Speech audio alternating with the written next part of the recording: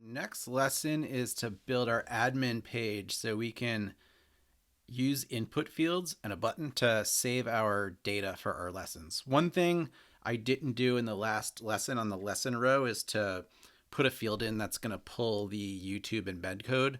So let's do that here and then we'll move on to the admin page itself. So what we're going to do is actually use a paragraph element for this. And I'm going to put it at that upper container so that when the video appears, it's at the bottom of each of these elements with the descriptions and the delete button. So we'll go ahead and rename it. We'll just call it embed code. We're going to change it from a paragraph tag to a div. And then I'm just going to put in some placeholder text that you'll only see when it's not connected to data, just so you can see where it is as a placeholder. And then the last thing, like we did for the other elements, is now connecting it to the embed code field in our lessons collection. Done. Okay, let's move on.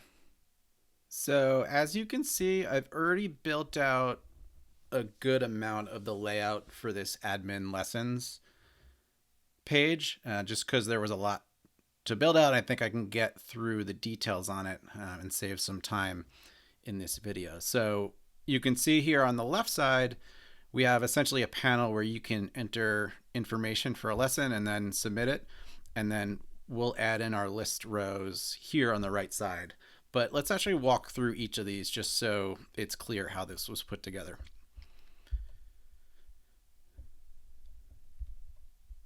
Okay, I created a new page, called it lessons admin.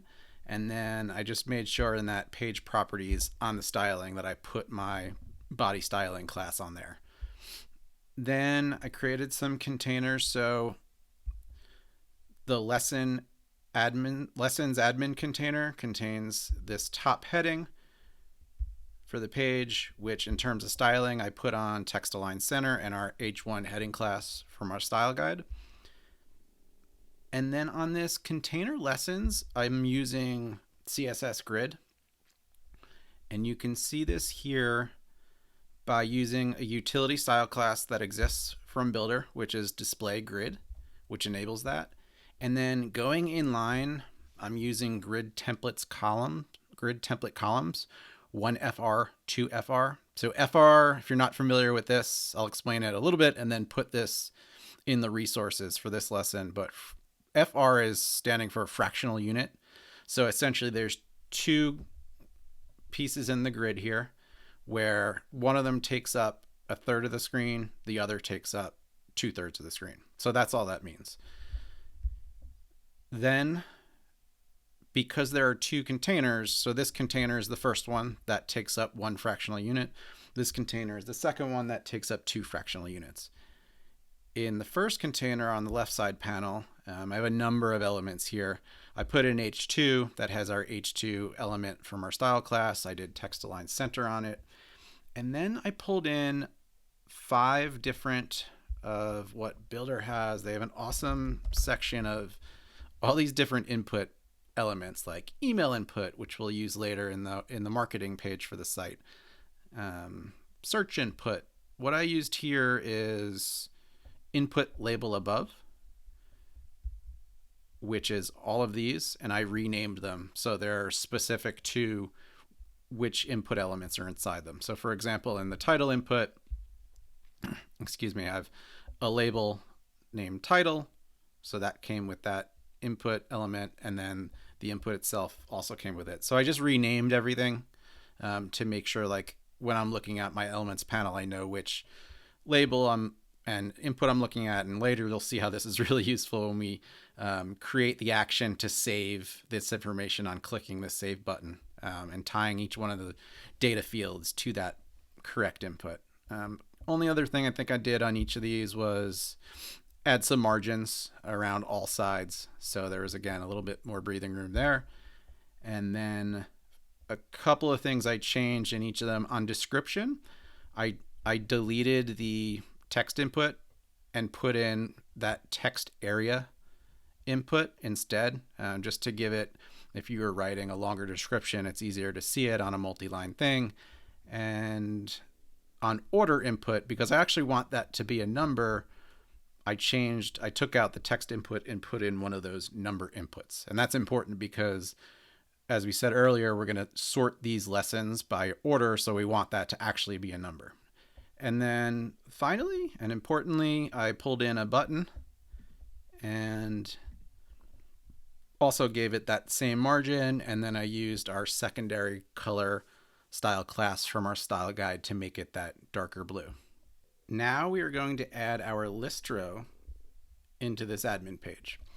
What I need to do is go back to my panel. Let's collapse this one so it's easier to see. We want to add a new element into that right side panel, that view lessons container. What that element is going to be the list of rows. So it's going to tie to the list row we already created and be a list of them. So it's going to show our data in a list from our collection. So I'll drag that here. And it's really easy to connect this to the list row now. I go into edit it. Let's name it list of rows lessons. And then the row page I want to connect it to is that lessons row page that we created earlier.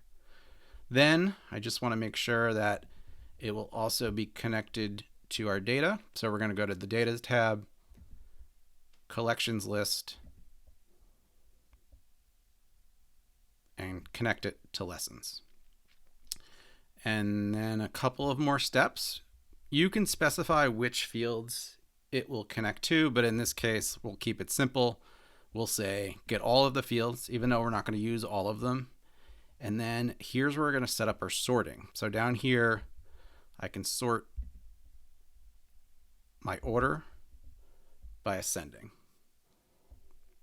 So now you can see that this page is connected to that row element, and you can just confirm this saying go to child page, and it's going to that lessons row page. We're just going to drag, make this a little wider. This doesn't represent how it will look in a browser. You just want to make it look a little bit nicer in the studio here. And you'll see it's just showing 3 of these essentially placeholders by default. It won't show any data yet because we haven't loaded any data. In the next lesson, we'll start setting up some URL routes and connecting our pages to them. And then after that, start creating an action where we can save videos into our collection and then see them in the UI. See you there.